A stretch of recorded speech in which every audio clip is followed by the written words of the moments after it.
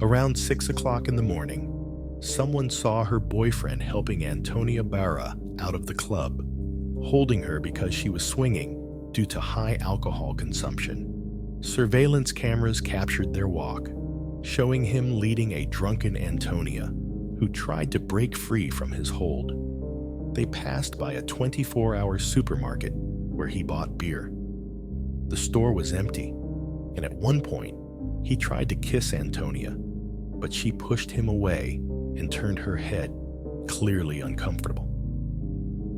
After all the tragic events in Puken, Antonia's family and friends were left grappling with shock and grief. On the evening of October 12, 2019, she posted several childhood photos on social media with a sad caption. After all, her mother discovered that Antonia had taken her own life. She will not awake again. Who was Antonia Barra? Why was she killed? Who was the culprit? This is your partner in crime stories. Subscribe, and let's move along this mysterious journey ahead. Antonia Maria Barra was born on 1999, December 3rd, in Temuco, Chile. She was the youngest of 5 kids in Alejandro and Marcela Barra's family. Antonia had 2 older brothers, Sebastian and Ignacio, and 2 sisters, Catalina and Carla. She was closest to Catalina, considering her as her best friend, sharing all her secrets. Their parents were well off, ensuring all their children got a good education and support. They all enjoyed sports and music, and they got into good colleges after school. Antonia, being the youngest, got lots of love and attention from her parents. Despite this, she worked hard in school and dreamed of a career in tourism and business, wanting to travel the world. When she was 2015, Antonia met a guy named Martin Prinas on social media. He lived nearby, 8 years older than her. He had a bit of a complicated past. Martin was born in February 1992 in Temuco, Chile. He was the middle child of Ivan Prinas and Paula Deer. When he was 20, a girl from his school got pregnant, so they hurriedly got married to avoid trouble. But things didn't work out, and they split soon after the baby was born. Martin and Antonia knew each other from around 2015 to 2017. They chatted on social media and were friends. But after Antonia finished school and went to university in another city, they lost touch. Antonia focused on her studies in the travel industry, making new friends and picking up new hobbies. Martin wasn't on her mind at all. Antonia only visited her hometown for vacations and holidays, but she stayed connected with her family while at university. She became close friends with Consuela Urbe, and they were almost always together. Antonia also started dating Rodrigo Aguat, a fellow student, and they were together for about a year. But in September 2019, at the start of a new semester, they had a big fight and decided to take a break from their relationship, which led to a catastrophic trip.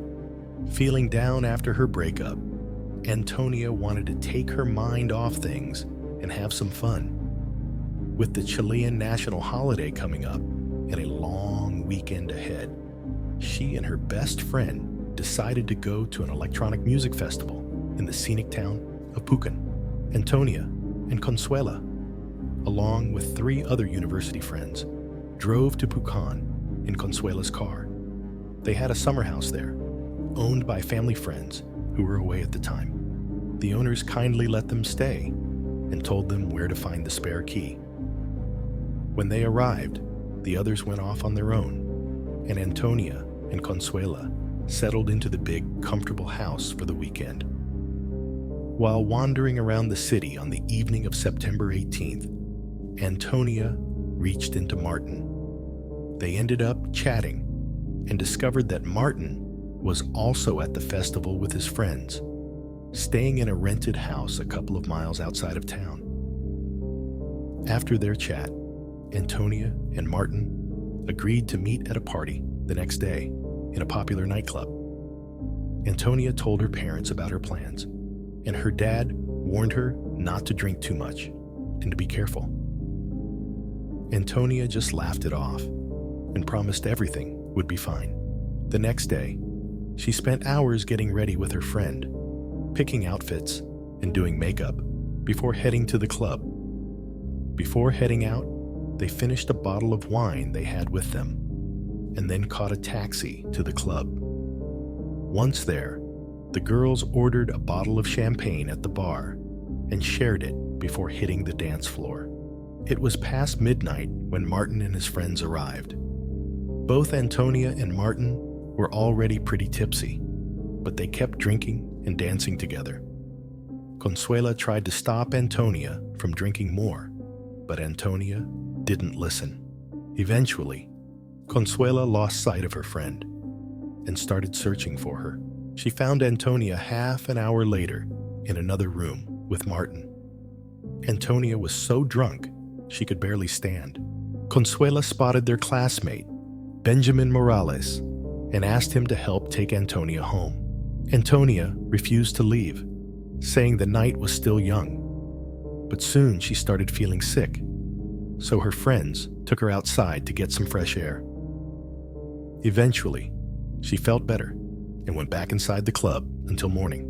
Consuela tried again to convince Antonia to go home, but Antonia insisted on staying at the club to have more fun.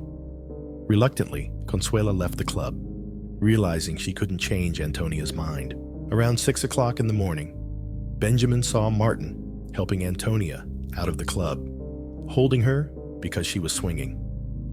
Antonia seemed disoriented, and Martin took advantage of the situation. They waited near the entrance for a while as Antonia felt sick. Soon, Martin's friends joined them and suggested they continue the party at their rented house. They didn't call a taxi, so Antonia and Martin walked on foot. Antonia was sick and confused, barely understanding what was happening. Surveillance cameras captured their walk, showing Martin leading a drunken Antonia, who tried to break free from his hold. They passed by a 24-hour supermarket where Martin bought beer. The store was empty, and at one point, he tried to kiss Antonia, but she pushed him away and turned her head, clearly uncomfortable. She couldn't leave or resist effectively. By around 8 o'clock in the morning, Martin led Antonia to the rented house. In the living room, everyone noticed Antonia seemed upset, but she was too drunk to protest effectively. Martin kept hugging and trying to kiss her, and because everyone else was also drunk, no one intervened. Eventually, the couple went to a bedroom where Martin assaulted Antonia, who was in a dazed state. Antonia couldn't comprehend what was going on and tried to resist, asking Martin to stop, but he ignored her. After it was over, Martin went back to the living room with his friends and kept partying, while Antonia stayed alone in the bedroom.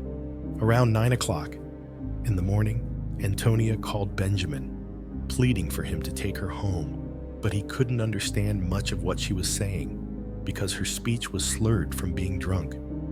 She was crying and couldn't explain what was happening or where she was. Benjamin then called Consuela and told her about the call, realizing Antonia was in trouble. Consuela called Antonia back, and after some difficulty, figured out where she was.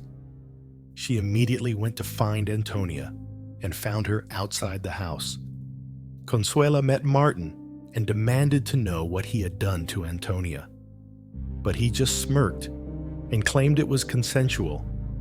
Consuela found her friend in a terrible state, crying and pleading to leave right away. They went home, where Antonia immediately took a shower, despite Consuela's advice not to wash away evidence and to call the police right away. After all the tragic events in Pucan, Antonia's family and friends were left grappling with shock and grief.